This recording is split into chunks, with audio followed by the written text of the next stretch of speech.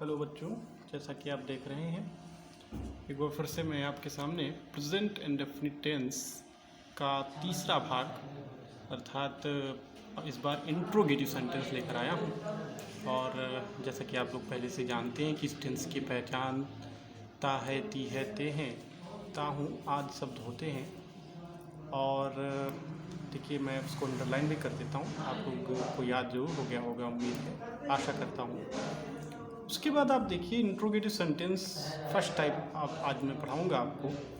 तो यहाँ पर देखिए इंट्रोगेटिव फर्स्ट टाइप की हमेशा पहचान ये होती है कि क्या से ही ये वाक्य शुरू होते हैं, क्या शब्द से हिंदी वाक्य शुरू होते हैं। और दूसरी चीज़ ये है कि ये बहुत ही इम्पॉर्टेंट है याद रखने के लिए कि इन वाक्यों को पहचाना बड़ा आसान है क्योंकि हेल्पिंग वर्ब से प्रारंभ होते हैं। तो देखिए यहाँ पे इसका पहचान मैंने बताया है फर्स्ट टाइप का, क्या शब्द से हिंदी वाक्य प्रारंभ होते हैं तथा वाक्य के अंत में प्रश्नवाचक चिन्ह अर्थात इंट्रोगेशन मार्क या इंट्रोगेटिव मार्क आता है या क्वेश्चन मार्क आता है, जैसा कि आप देख रहे हैं यहाँ पर मैंने अंडरलाइन किया हुआ है। उसके बाद इसको स्ट्रक्चर जो इसका होता है वो ये होता है कि सबसे पहले क्या कर देते हैं इसमें सबसे पहले डू या डज का प्रयोग करते हैं सब्जेक्ट के अनुसार। कैसा सब्जेक्ट होगा, यानी जिस सब्जेक्ट के साथ मैंने बताया था कि डू या डज का प्रयोग किसके साथ करते हैं उसी हिसाब से इसको प्रयोग करेंगे। उसके बाद सब्जेक्ट लिखेंगे, उसके बाद लिखेंगे मेन वर्ब की फर्स्ट फॉर्म और उसके बाद लिखेंगे ऑब्जेक्ट और उसके बाद आप यूज़ करेंगे इंट्रोगेशन मार्क। तो इस तरह से आपका स्ट्रक्चर हो जाएगा। उसके बाद अब रूल्स पे आ जाते हैं। तो रूल्स की बात की जाए तो यहाँ पर रूल जो होता है, रूल जो यहाँ पर होता है ये कि यदि हिंद वाक्य क्या शब्द से प्रारंभ हो तो हेल्पिंग वर्ब डू या डज का प्रयोग सब्जेक्ट के अनुसार सबसे पहले किया जाता है। जैसा कि मैं अंडरलाइन किए दे रहा हूँ, ये आपका पहला रूल है।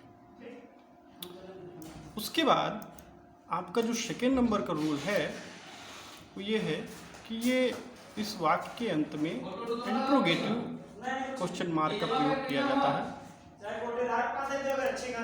और इंट्रोगेटिव क्वेश्चन मार्क का प्रयोग किया जाता है, इसके आखिर में लगाया जाता है, जो बहुत ही इम्पोर्टेंट है। और उसके बाद अब एग्जाम्पल पर आते हैं। तो एग्जाम्पल की बात की जाए तो यहाँ पर जैसे कि लिखा हुआ है पहला सेंटेंस क्या शब्द से शुरू है। अब देखिए किस प्रकार से सारे सेंटेंस क्या से शुरू हुई, क्या ही शब्द से शुरू है। तो चाहे जो भी सेंटेंस हो क्या से ही शुरू होगा। तो अगर पहला सेंटेंस हम ले लेते हैं और उसको ट्रांसलेट करते हैं तो देखिए लिखा हुआ है क्या वह पानी नहीं पीता है। अब इसको ट्रांसलेट करना है तो सबसे पहले लिखेंगे हम डज। क्यों? क्योंकि ही के साथ डज का प्रयोग होता है और इसका सब्जेक्ट ही है। तो यहाँ पर हमने डज लिखा, फिर सब्जेक्ट लिखा ही, फिर उसके बाद नहीं शब्द आया है तो नॉट लिख देंगे। उसके बाद ड्रिंक लिखेंगे। अब एस या एस जोड़ने की आवश्यकता नहीं क्योंकि डज डू में ई एस जुड़ा हुआ है जिससे ये डज बन गया है, तो हेल्पिंग वर्ब में जुड़ गया है, इसलिए यहाँ पर आप एस या एस को जोड़ने की आवश्यकता नहीं क्योंकि सिंगुलर सब्जेक्ट है, आप लोगों को पहले में मैंने बताया था। और उसके बाद लिखेंगे वाटर जो आपका ऑब्जेक्ट है, जैसे कि आप लोग जानते ही हैं। अब देखिए इसके बाद अगला वाक्य है क्या वह प्रतिदिन टहलती है। अब इस सेंटेंस को बनाएंगे तो सबसे पहले लिखेंगे डज और उसके बाद सब्जेक्ट लिखेंगे वह इंग्लिश होती है सी। उसके बाद देखेंगे कि इसका मेन वर्ब क्या है। मेन वर्ब जैसा कि हमने बताया था कि मेन वर्ब हमेशा लास्ट में होती है, टहलती है। तो टहलती है, टहलने की इंग्लिश होती है वॉक, तो यहाँ पर वॉक लिखेंगे और उसके बाद लिखेंगे एवरी डे जो आपका ऑब्जेक्ट है और उसके बाद क्वेश्चन मार्क अवश्य लगाएंगे, ये बात अवश्य ध्यान रखेंगे। उसके बाद आप अगला वाक्य है क्या राम पत्र नहीं लिखता है, तो इसको ट्रांसलेट करेंगे और लिखेंगे does Ram not write a letter. उसी प्रकार से क्या मैं खाना नहीं खाता हूँ, तो इसको जब बनाएंगे तो लिखेंगे do I not eat food. देखो यहाँ पर डू का प्रयोग किया गया क्योंकि यहाँ पर सब्जेक्ट आपका आई है और आई हमेशा प्लूरल रहता है, प्लूरल में रखा जाता है। तो इस तरह से ये हो जाएगा, आपका सेंटेंस आपके हो जाएंगे। और अब होमवर्क की बात कर लेते हैं, क्योंकि आपको होमवर्क भी करना है, तभी आप सीखेंगे। इसलिए आखिर में जो होमवर्क मैंने दिया है वो बहुत ही सरल वाक्य है, तो आपके लिए ये होमवर्क प्रस्तुत है और आपको दिख रहा होगा, और आप लोग इसको ट्रांसलेट कर लेंगे।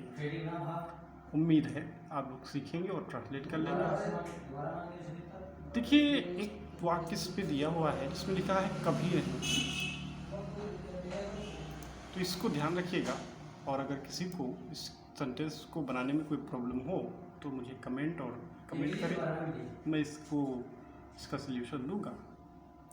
और तब तक के लिए आप लोग घर पे रहें, सुरक्षित रहें और देखते रहें मेरा यूट्यूब चैनल, और साथ साथ पढ़ते रहें, सुरक्षित रहें। Stay home, safe home, and thank you.